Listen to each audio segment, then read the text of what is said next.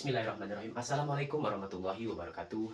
Good evening, ladies and gentlemen. Salam Om Swastiastu, Namo Buddhaya, Salam Kebajikan. First, all praise to Allah Subhanahu wa Taala because of His blessing and mercy.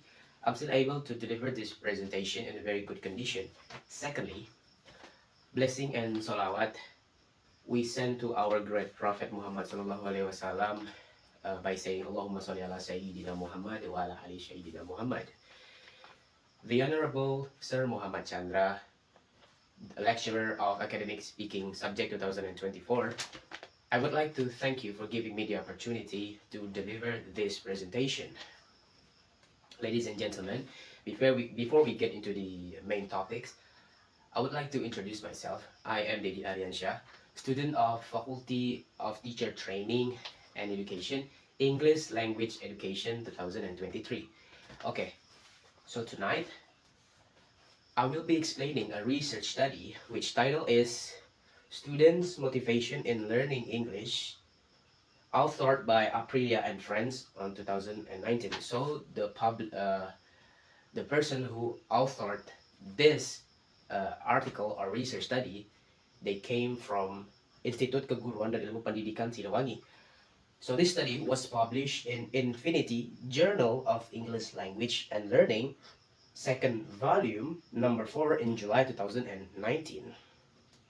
Okay, so the focus of this research study is to investigate students' motivation in learning English, particularly or especially among the 8th graders of MTS Mathaul Anwar Sukabuna.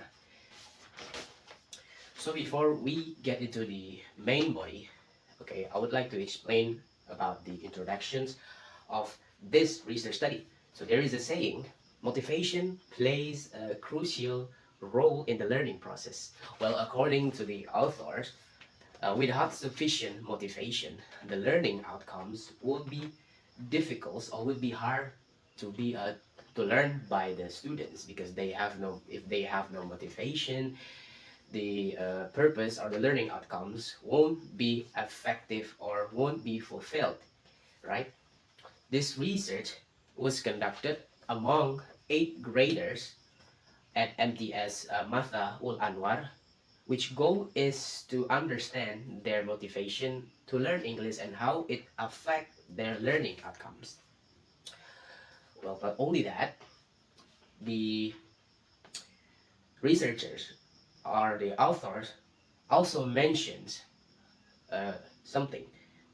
According to Haikale Nair Chris Nasami 2016, okay, to support their theories, they use Haikale Nair Chris Nasami's 2016 theories.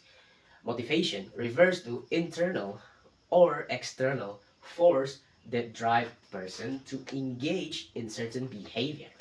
So it can stem from personal interests or something which is titled as intrinsic motivation, or from a external reward like grades or job opportunities, which is titled as extrinsic motivation.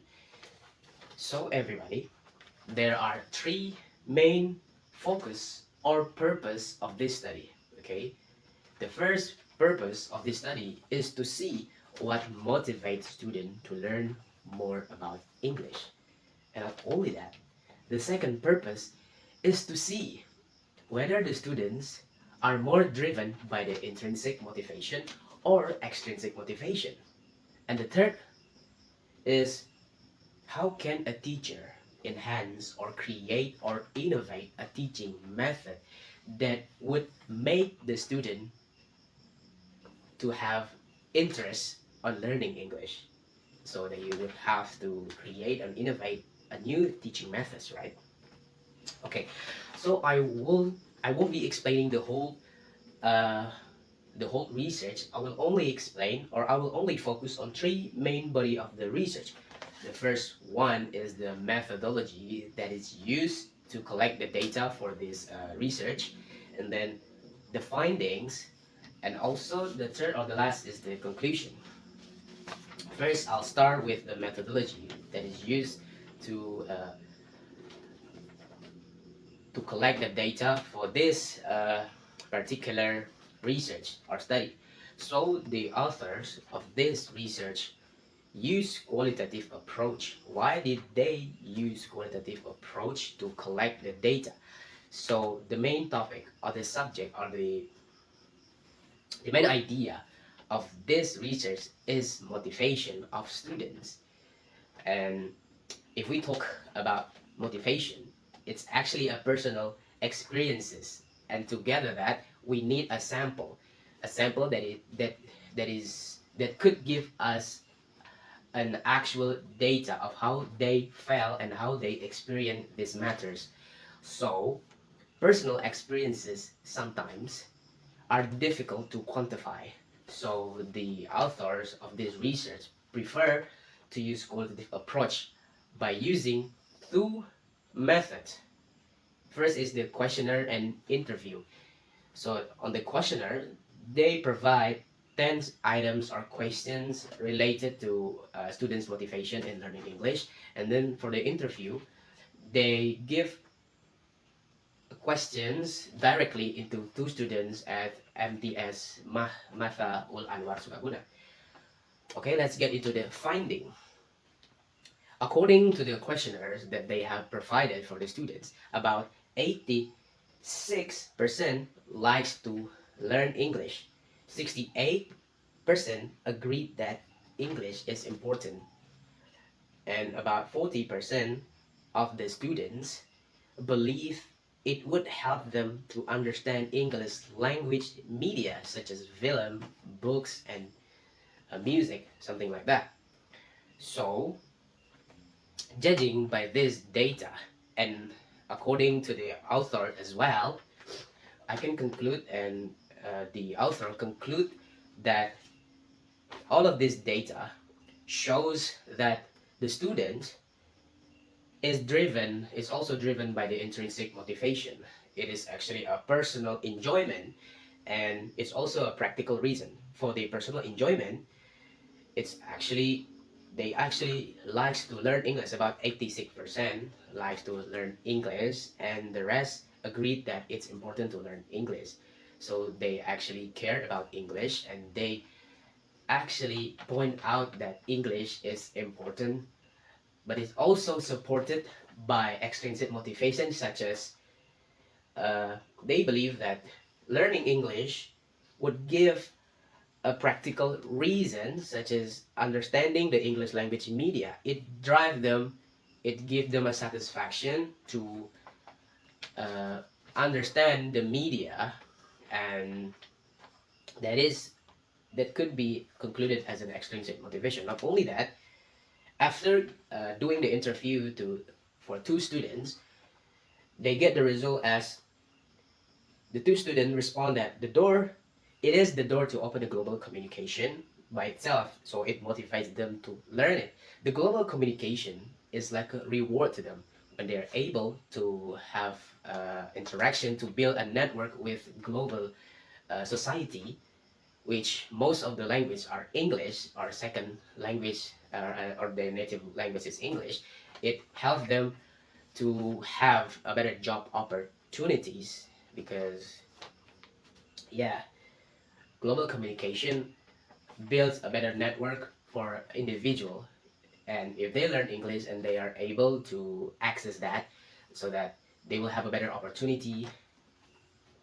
Not only that, but there are also some challenges that they face during learning English. According to the students, most of the challenges are distractions and also unclear instruction from the teacher, so that they won't be able to understand the material, so that it didn't boost their motivation to learn English. So we come into the third finding, is that teacher should have great method to enhance student motivation.